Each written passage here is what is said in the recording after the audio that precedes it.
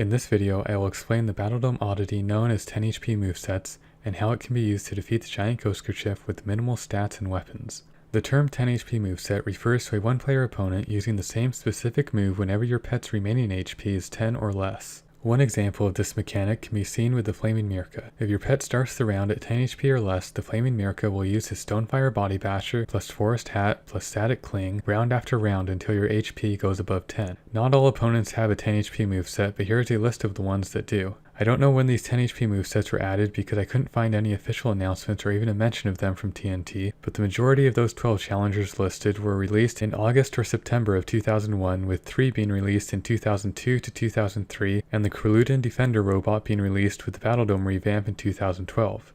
Maybe there's something to that, I don't know. I also don't know when the mechanic was first discovered by users. Personally, I learned about 10 HP movesets from Richard Nubb in the later years of the old Battledome, but soon found out that other battlers had already discovered and used the mechanic long before Richard Nubb stumbled upon it. Some of these opponents award avatars or appear in Defenders of Neopets, but their 10 HP movesets didn't feature in any guides. Utilizing one of these movesets requires you to be able to fully negate the opponent's damage, and that generally means either pricey weapons or a high defense stat, neither of which were easily available to casual battlers in the old Battledome. The only exception to this would have been the giant Ghostkerchief with the evil Sloth clone, a potential second depending on what ability it used back then. While these 10 HP movesets didn't change much for Avatar Hunters or Neopian Defenders, they did have some use to competitive battlers. In the old Dome, one-player opponents would permanently gain some hit points and strength and defense every time you beat them, making them slightly more difficult the next time around. This meant that most pets would eventually reach a point where the opponent could overpower them. But if you could limit your opponent to a single weapon combo, then you would know exactly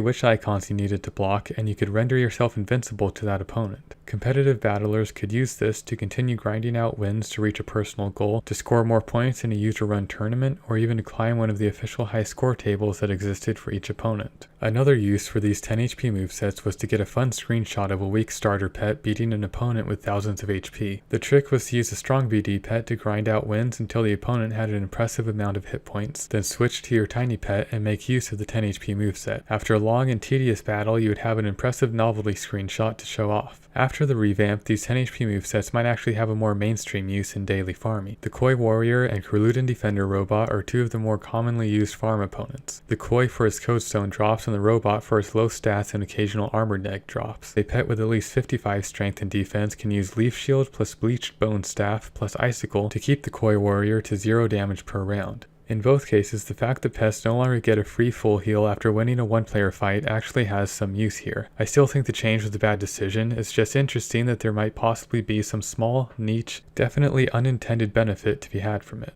The outlier among all of these opponents was, and still is, the giant Ghostkerchief. First, because its 10 HP moveset can be utilized by pets of any stats, and second, because its moveset is purely defensive and makes use of a reflector. Specifically, the best reflector in the game, the Prismatic Mirror. A weapon so strong it was used by every war boss in the old Battledome. The mirror reflects 81 to 100% of all icons except physical. Paired with the mirror is a Ghostkershield which blocks, among other icons, a considerable amount of physical damage. Shortly after the Battledome revamp, I began working on a new Defenders of Neopets guide in anticipation of fixes and features that never came. Still, I enjoyed the exercise because it led to a rather fun and unique hypothetical strategy to beat the giant Ghostkerchief.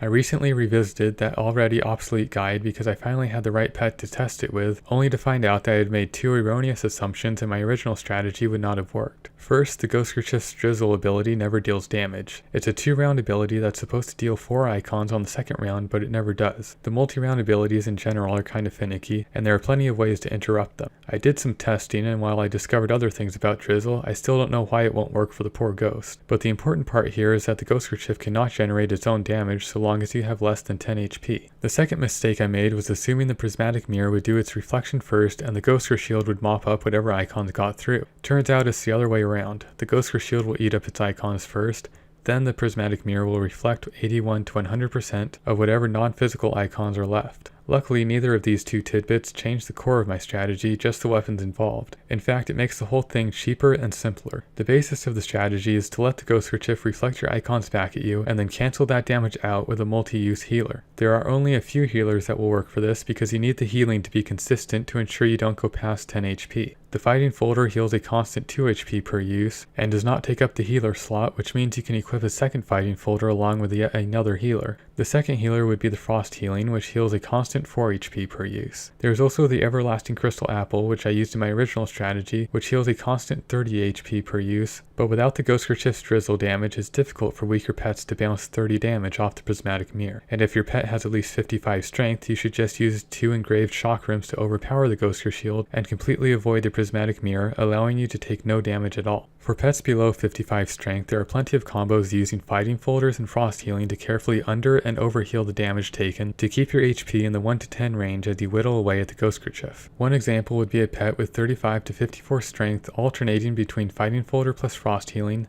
and just a Fighting Folder. The Prismatic Mirror will be reflecting 4 to 5 damage each round, and the pet will be healing for either 2 HP or 6 HP each round. So the net change per round would be -2 or -3 HP when using just the Fighting Folder, and +1 or +2 HP when using both weapons. The simplest example is a pet with 7 or less strength using a single Fighting Folder. Because of the way rounding works in the Battle Dome, the Prismatic Mirror will always reflect 2 damage back at you. With the Fighting Folder healing 2 HP, you never have to worry about your HP changing.